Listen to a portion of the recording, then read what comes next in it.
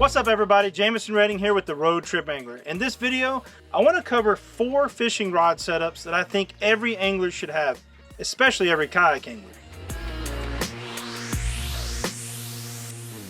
Now I know I'm sitting here by my boat, but this is really specifically to the kayak anglers out there, and it's transitioned into every aspect of my angling, as far as whether I'm walking the bank or I'm fishing out of my skiff, or if I'm fishing out of one of the inflatable craft. But I learned this through simplifying my setups because I couldn't take everything in the world on my kayak.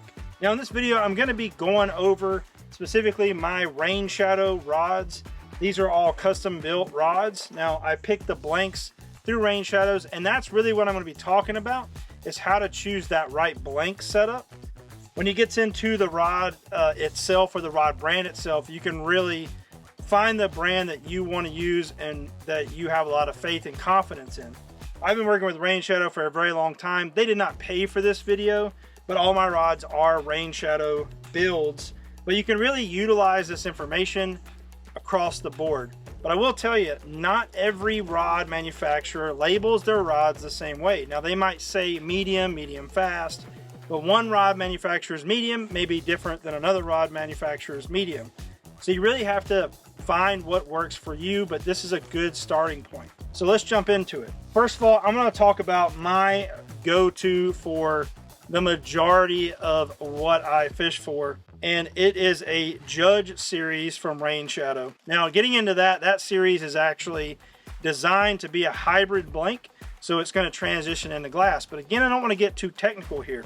It's a crankbait blank, meaning that it has a little bit more of a moderate action. So when you take a rod and you shake that rod, that tip is gonna flex and move. How fast that tip comes back to being rigid and straight and quits bouncing back and forth when you stop shaking it is what determines whether it's a fast blank or a slow blank, or in this case, a moderate blank. But also, what we're talking about is where that bend happens in the rod. If I bend this rod up here on the tip, the bend is going to go down through the blank a little bit further than it would on a fast rod, where the bend would be mostly just in the tip, and you're going to have a lot more rigid blank throughout the majority of the blank. The reason you want a moderate or even a moderate fast, which is what this is, so taking a step back, this is a 7-foot, medium heavy, moderately fast blank. The reason you want something like that is to have a little more give in the rod. I fish almost exclusively braid, and I do that because I want to stay connected to the fish. My kayak is usually going to move when I do a hook set, and when I'm fighting that fish, the kayak is going to get drug around. I don't like stretch in my line. I think you have more sensitivity, you have more durability, and you're just going to stay connected to that fish a little bit better. However, sometimes you want to have a little bit of flex and give in your rod and not have it super rigid so that it's ripping a bigger hole in that fish's mouth and you have a chance. The reason I think a crankbait rod or a more moderate to moderate fast rod is important is you're going to be able to have a little bit more give in the rod. The baits that I use with this setup are generally baits that have treble hooks. So I throw a lot of topwater with this setup, whether it's the Spook or Spook Junior, the Whopper Plopper. I also love this rod for crankbaits. I mean, it is a crankbait blank. The medium heavy comes into play because I like to throw, a little bit bigger baits occasionally. This particular one is set up for 3/8 to 1 ounce. So I throw a lot of 1/2 ounce baits, and I'm able to cast those and work those baits really well with this setup. The other place that this comes in really handy for me is actually with a chatterbait and or a spinnerbait. I like having a little bit more moderate action. I know there's a lot of rods out there that are actually designed to be chatterbait rods, but I do feel that that is subjective, and it changes depending on where you're fishing. I fish a lot of moving water. I fish around a lot of structure with my chatterbaits, and I fish heavier chatterbaits. I fish the 1/2 ounce versus the 3/8 a lot of times. And I feel like that extra weight and those bigger soft plastics that I tend to use as trailers, that I was losing fish when I would throw a fast action rod. So this moderate fast has become my go-to setup for chatterbaits, spinnerbaits, and pretty much anything that is going to have a treble hook on it. I'm able to keep those fish buttoned up a lot better. So again, that is Number one in the 4 rod setups I think everyone should have is a moderate to moderate fast 7-foot medium heavy. Now, whether you get a spinning rod or a bait caster, that's really up to you. I could argue the benefits of a bait caster over a spinning rod or reel setup in a lot of situations, but sometimes a spinning rod setup is right for you. You're going to be able to find these rods in either spinning or bait caster setup, so really find one that you're comfortable with, that you can cast, and we'll save spinning reel versus bait caster for another video. Number 2, because I do fish jigs occasionally, and I do also fish a lot of soft plastics, you're going to want a medium heavy fast setup. This is a 7'2". This is the Eternity series. It's a very light, very sensitive rod. Goes up again 3/8 to 1 ounce. So it's a medium heavy 7'2" fast action rod. You can really see when I bend this blank, hopefully you guys can see this, that it's going to bend way more in the tip, and it's not going to carry down into here as much. The reason you want to fish a fast action rod is a lot of times when you're fishing something a little more subtle. For example, if I'm fishing soft plastics, let's say a worm or a jig on the bottom, a jig's not a soft plastic, but the trailer is, and I'm really just looking for that bite. A fast action rod is going to be, generally speaking, more sensitive to those bites than a moderate fast would be. And you're able to get that hook set very quickly without having to jar down quite as hard as you would on a rod that's going to bend a little bit more throughout the blank. So I love fishing a fast action rod when I'm fishing soft plastic slowly, when I'm looking for that subtle bite. Let's say I'm fishing a Cinco or I'm fishing a jig on the bottom.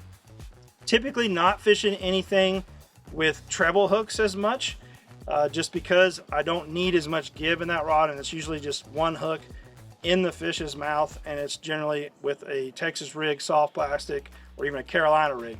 But again, I really like this setup for those scenarios, and it's just a little more sensitive. I'm gonna feel those bites a lot better, and I think everyone should have it. You decide whether you want it in a bait caster or a spinning rod setup. Personally, for my bigger medium heavy setups, I tend to go bait caster. I have more control over my casting, and again, I'll save that for another video.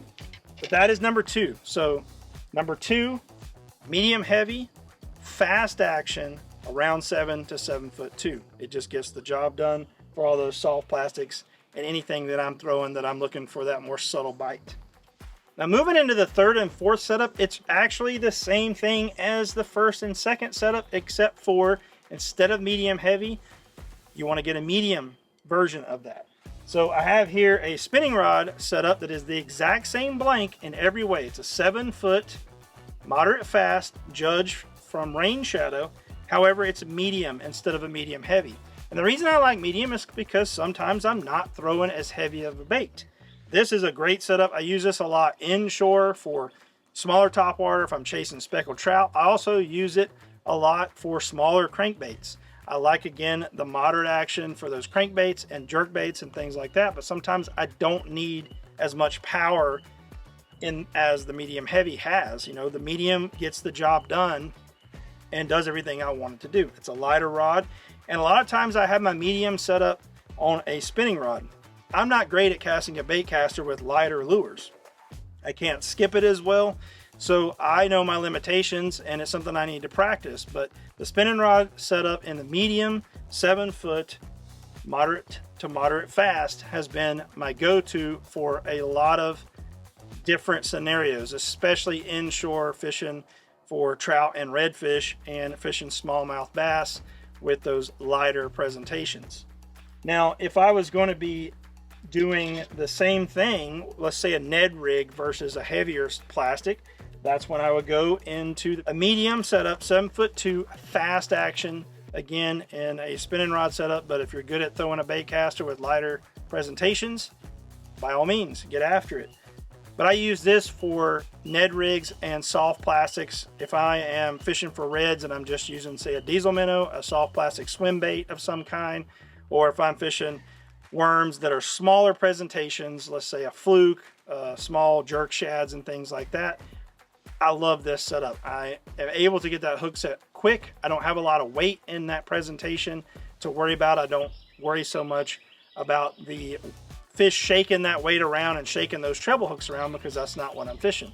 I'm fishing those soft plastic baits that usually only have that single hook in them, some type of Texas rig or Carolina rig set up, and a medium rod with a fast action is going to get the job done. To quickly recap that, the top 4 rods I think every angler, and especially every kayak angler, should have is a 7 foot to say 7.5 foot medium heavy, moderate to moderate fast rod, a 7 foot to 7.5 foot medium heavy fast action rod,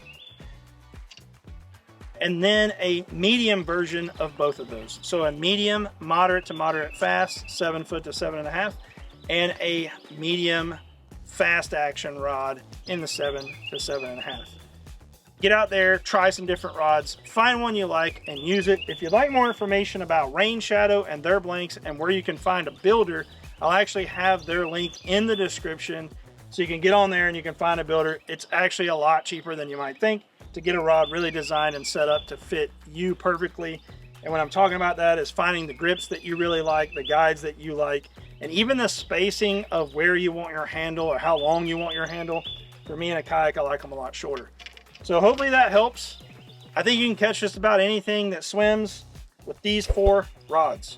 So get after them. If you enjoyed this content, be sure to subscribe to the channel. And as always, thanks for watching.